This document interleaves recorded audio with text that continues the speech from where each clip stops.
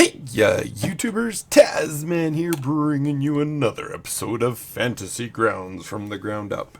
And this is, I said the next one we're gonna do will be the starting of our campaign, but I was watching through my last videos and I realized I missed something that I actually considered to be fairly important. So we're gonna go ahead and take care of that now.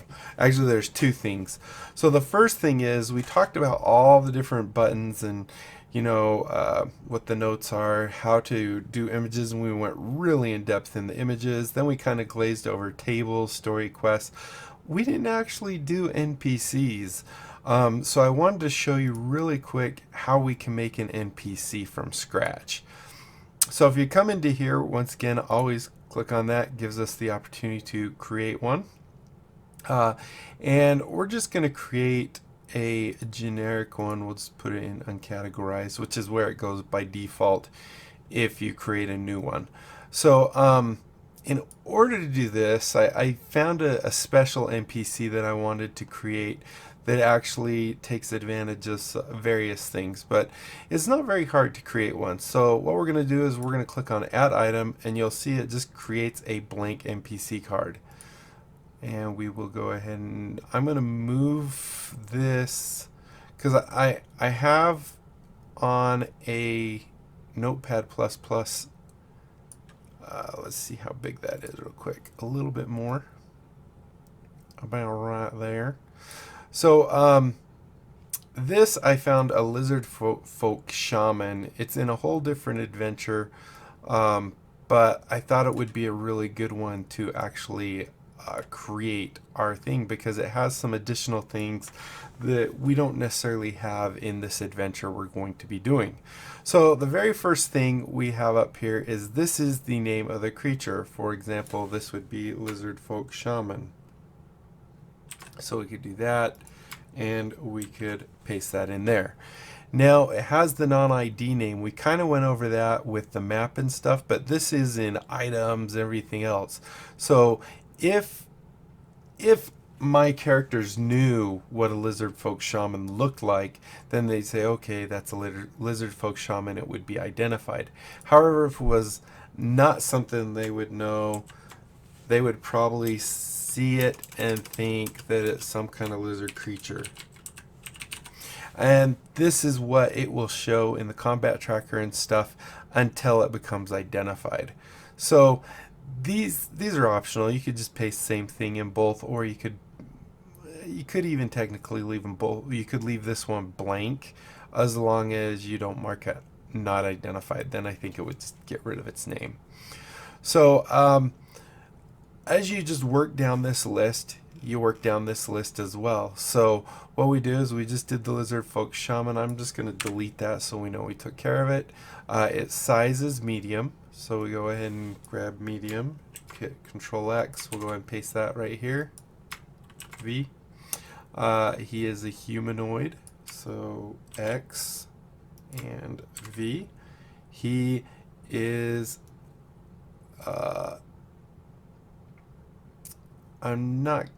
guess we could put that. That would actually be part of humanoid lizard folk. Sure, why not? And he is neutral as far as his alignment goes. So we do X and V. So that's the beginning. So the next thing we have is the armor class. We can see that it's 13 and it's natural armor. So we do X there, and we'll just go ahead and type 13 right there and do that right there. His hit points is 27, so this is kind of the average of the hit points. So actually I guess I gotta just type 27. That's not that hard. 27. But then we also have this part that is the 5d8 plus 5. And I usually go ahead and leave that in the parentheses. You don't have to if you don't want to, but I think it's better. Next thing is we have speed. Now I usually just copy this entire thing right here and do an X, not doing the speed itself because that's already listed right there. So as you can see, speed is 30 feet, swimming is also 30 feet. And then if it has flying or climbing or anything else.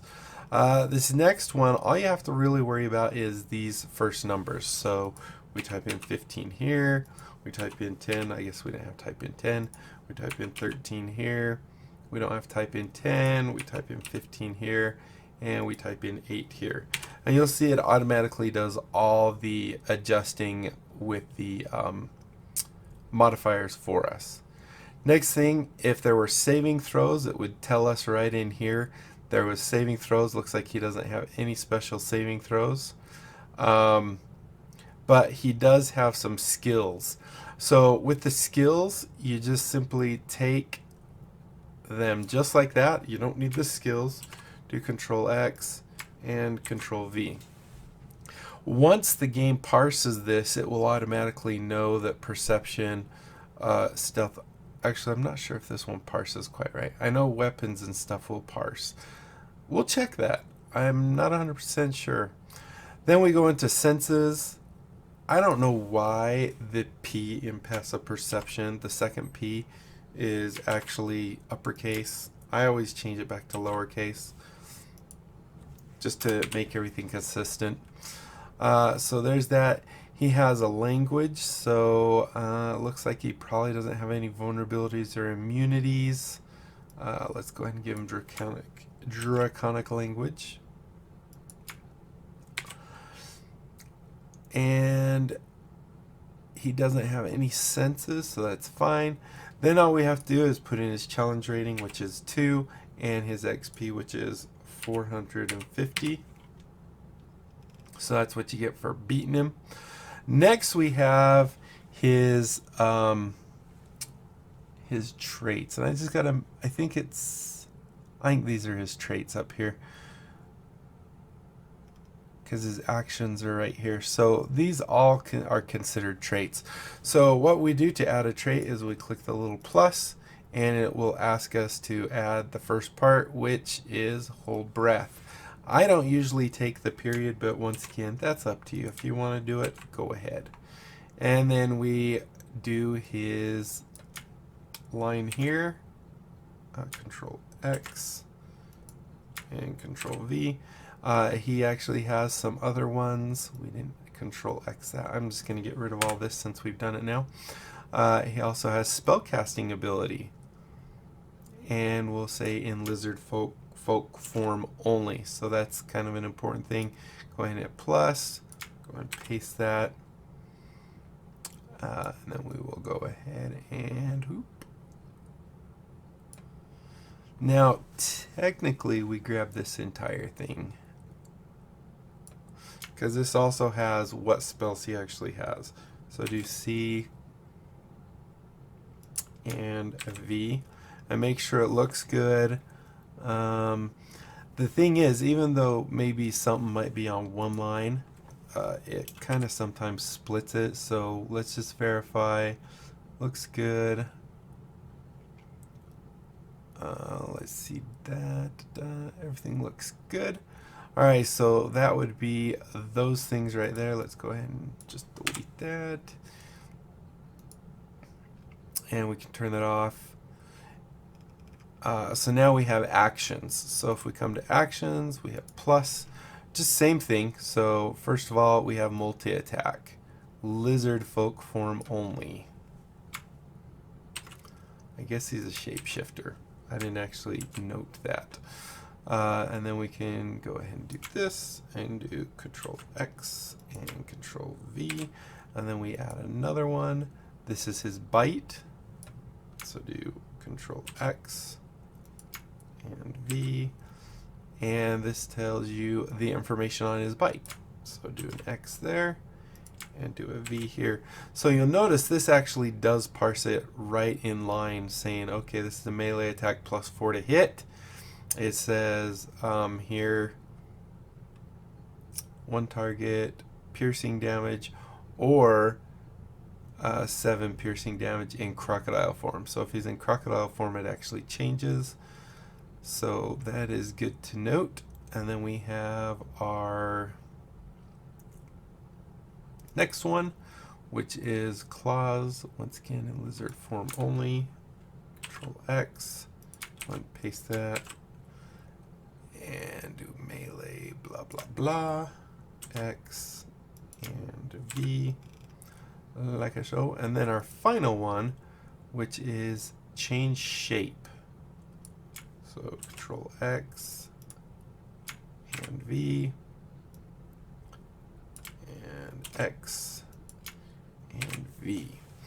All right, so that takes care of that. The next thing he has is actual spells. So if we come over here and we click the plus, you can see up here we saw he has cantrips at will. He has those cantrips. Level 1 spells, he has 4 slots, 3 slots, and 2 slots. So we can say slots, say 4, 3, and 2. So now we actually have those spells, and what we can do, I believe, is we could just drag the spell into here, if I'm correct. So let's go and pull that up. Hopefully it pulls up in a decent spot. Okay, decent enough. All right, so let's go look up one of his spells real quick. So his cantrips: Druidcraft, Produce Flame, and Thorn Whip. So I think he's considered a druid, or at least that's the spells he's using. So if we come into here and go to cantrips, which are level 0, we can go ahead, and here is Druidcraft. Now I'm not 100% sure if the Rob 2E ones work here, but I believe what we can do is, for example, Druidcraft, we just bring it, I don't know if we put it here or down here. Or maybe it won't let us do that. Oh wait, it did. Oops. Now I need it. Can I delete you? Can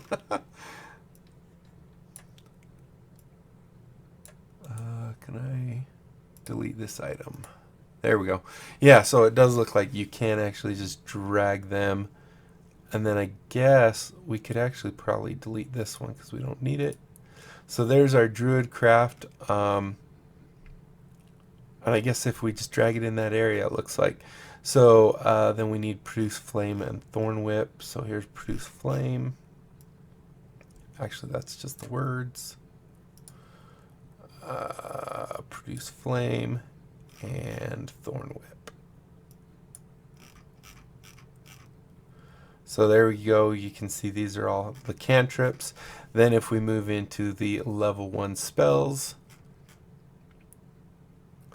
this might have been handy to keep this part right here. Let's do this real quick. All right. Oh, that's the wrong one. Add. Does not want me to highlight this. Let's see if I could do it here. There we go. All right, so if we do this, Control C. I'm just going to paste it here just so we can see it. But you kind of get the idea of how you add these things. Let's see. So we've done that. So we have Entangle and Fog Cloud. So if we come in here, change it to 1, we can go to, there's Fog Cloud. Now here's a question, will it automatically sort it? Let's go look up Entangle, Fog Cloud, Entangle. No, it does not. So if you do want them sorted, then you might want to go ahead and add them in the correct order. So do Entangle, then go to Fog Cloud. Then slots 3, or not 3, I mean level 2. We have Heat Metal and Spike Growth. Here's Heat Metal, and there's Spike Growth. And then finally we have Conjure Animals, which we will modify to make sure we remember it's reptile only. And Plant Growth. So now if we go to 3, we go up to Conjure Animals, and plant growth. And that should do it, right? Conjure animals. And what we can do here is in these parentheses, we can actually add our reptiles only to remind us. So as you can see, you can add all this information. Then once you're done, you just lock it, and this will parse everything the way it needs to be. Now, as far as I know, I mean, you can do some of these things, but it doesn't always know everything about the spell. So here it knows a saving throw needs to be done, or it's restrained. We'll have to play with this and see if it actually is smart enough to do these things. But basically, that's all you have to do to create a character. We also talked about, if we close that, if you have a token for your character, go ahead and unlock this. You can go into assets. We can go ahead and let's type lizard. Lizard. Let's see if we get anything with the lizard. Beautiful. Those are kind of lizard folky people. So we can just take one of those, drag it up there, and there we go. Now this guy's ready to go. If we were to put him in the combat tracker, because we have him unidentified, you'll actually see that he comes up as a lizard creature. And if we go to our player screen here, oh, he's invisible. Hold on just 1 second, I have to check something.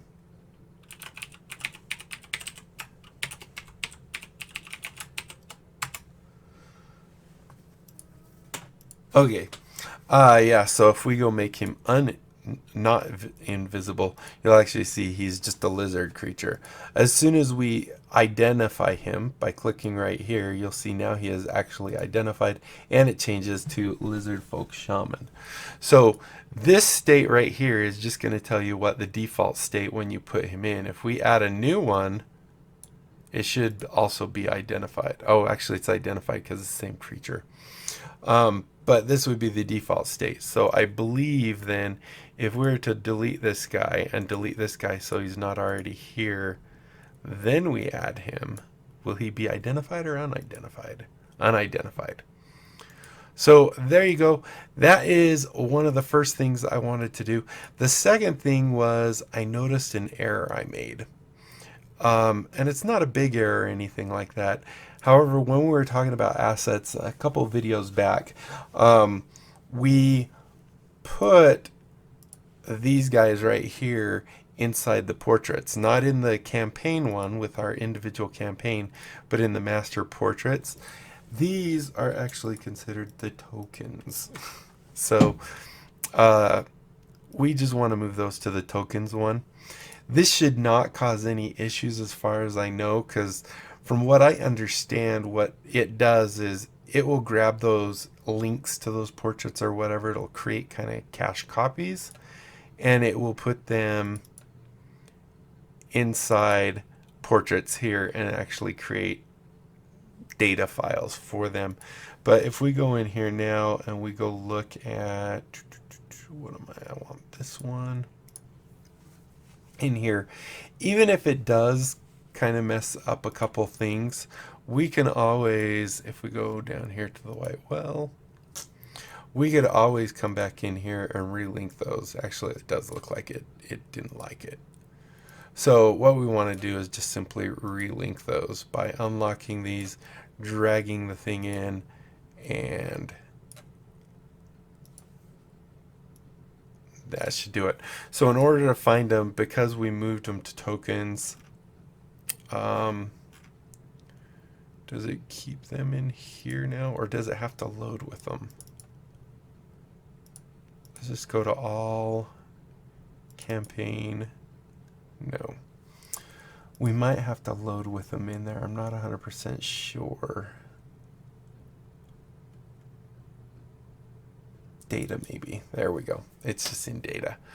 So for example, with a skeleton, we just take it, drag that right there, and that creates it. Go ahead and lock it and close it. And there's a reason I'm showing you this, which is going to be the next thing we're going to do. Go ahead and lock and close it. Minotaur, that's this looking dude. Oops, I didn't unlock it. There we go. Lock it and close it. Gray ooze, unlock it. There we go. Close it and close it. And we'll just move this guy over here, unlock it, put in the gray pudding, and there we go. So what I wanted to show you next is, now let's say this is, technically you shouldn't necessarily do what we're going to do next with this one, because you don't own this. I mean, you own the adventure, but you shouldn't be giving it to other people.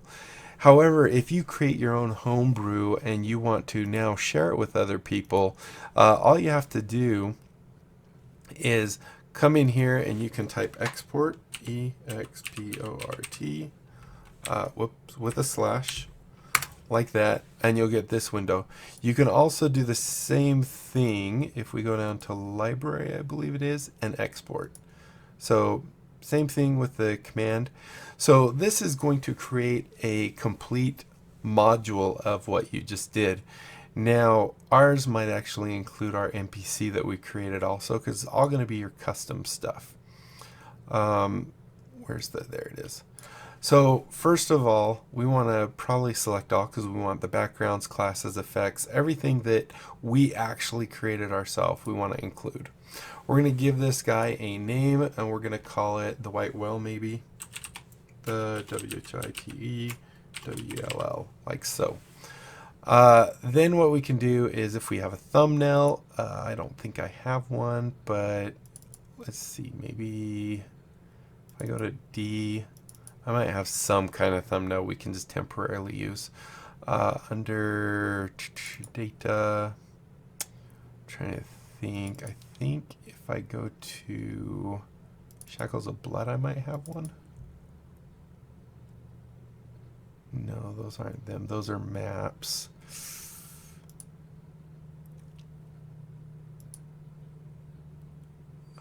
Did I have another one? Training by modules. I used to have one, but anyway, you can create. Let's just add one of these images. So go here. Let's just go to our images. Tutorial images. And we will use the king one, if I'm right, actually is about the right size and stuff. Tentacles was a really long one, so that might work. So this will give it a nice little image. This is the module name, so this is just the file name. If you wanted the module name to be the same, then you could say the White Whale, like so. Category name, if you want to stick category names, this would be the author, T4ZZ, maybe category, maybe adventure, ADVENTURE. We can make it read only so people can't modify it. We can make it so it defaults as a player's module so players can load it, such as the player's handbook version that is, what is it? The player's handbook for players part. The next thing is you want to choose what you want to export. So we didn't actually create any races, we didn't create any classes or special effects or anything like that, but if you did, you can actually do those. It's not going to hurt to actually select everything. The last thing you want to do is any special tokens that you actually created. And we created all our tokens, so if we come back to data again, we can actually drag these. I don't think you can do, there we go, I missed the first one. There we go, there we go, there we go, and there we go. So as you can see, there's our tokens, and then close that, and then finally you just hit export, and you'll see it'll run for a second. And once it's done, it'll say modules exported successfully. That means you can now close it. And if we go into our Fantasy Grounds folder, so this is the Fantasy Grounds Unity, right? In the data, there's campaigns, there's modules. The default place it puts it is right inside the modules. So we come down here, we should see, there it is right there, the white well. All you have to do is now you can share that with people. They put it in their modules folder, and I believe it automatically loads it. So if we come into library now, go to modules. Let's see, WHITE maybe? No, I think we have to load it. So anyway, it would show up inside their modules once they load it. But unfortunately, you can't have it load in real time. You have to exit Fantasy Grounds and reload it. I think that's about it. Actually, let's go ahead and tell Fantasy Grounds to reload. And I think this command does not work. At least we can get it to work the other day. No. This is actually going to boot our other one as well. Okay, so let's go ahead and exit this one. And we'll go back to this. Oh, did I not finish? Yes, exit. Okay, so if we come back in here and we can exit this one, this will put us back here. I just want to quickly load it. While it loads, I'm going to go ahead and do some talking. So just so you guys know, I still am going to do the campaign, and we're going to probably start that. The video hopefully will release in about 30 minutes from the release of this video. And what I want to do is we're going to take it nice and slow. I really wanted to get these Fantasy Grounds tutorial out, why Fantasy Grounds Unity was still the hot thing. So that's why I was basically doing one a day for the last little while. However, when we're doing this campaign, we're going to take it slow so we can actually try and address any of the things that you might run into while running a campaign or as a player is playing the campaign. So this we'll have both windows available to us, so we'll be able to see both the DM screen and the player screen as we've been doing so far. And my plan is, like I said, we're going to take it slow. It'll probably come out the same time as my other videos on Monday, Tuesday, and Wednesday. However, this one will come out on Thursdays. And it will, once again, probably be just 30 minutes, maybe a little longer here and there. But I want to try and keep them around 30 minutes so it gives you an opportunity to really let things sink in and not forget too much before you want to actually go try it yourself. So once Fantasy Grounds actually comes up, and hopefully it will, we'll go into the library and modules, and I'll show you that everything worked. So come on, hurry up, Fantasy Grounds. Let me know, by the way, guys, I really love your input. I've been getting lots of input, things that, you know, maybe I've been forgetting, such as with our rogue, which when we actually start a campaign, I will mention that. I had a comment from someone saying I kind of messed up on the rogue where I was explaining to make sure you check to make sure you're not doubling up on any of the skills or you're not wasting them. And I did anyway. So now if we come to modules, you'll see here, if I type white maybe, please work. And there you go. So you can see there's the picture we gave it, there's the white well, and there is the author. So anyone you gave this to would be able to also open it up and load it. If you marked it read only, it would be a locked item where if they come into it, I believe, and if we go into, say, let's do story actually. If we come into story and we load, oh, I might not be able to do it quite like that because we have it right here. It's gonna, I don't know what it's going to do, tell you the truth. But I believe what it'll do is it'll make it so all the little things are locked. So, for example, you go into NPCs, and in the white well, oh, it's right here. Maybe it'll still do it. I don't know. Yeah, it's showing two because we actually have two. So we have that one. Well, we didn't lock it, but I believe what it would do is make it so this little lock icon would be red, and they can't actually edit your thing. They can just play through it. So I think that does it. We're right at 30 minutes.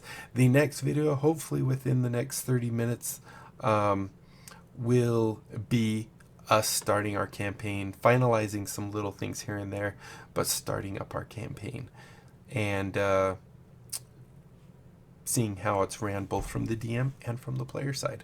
So thank you guys so much for watching. I hope you enjoyed. If you did, be sure to leave a thumbs up down below. Aside from that, comment, like, and subscribe. Follow me on Twitter. Check out my Discord and my other channels. And don't forget about my great big game giveaway.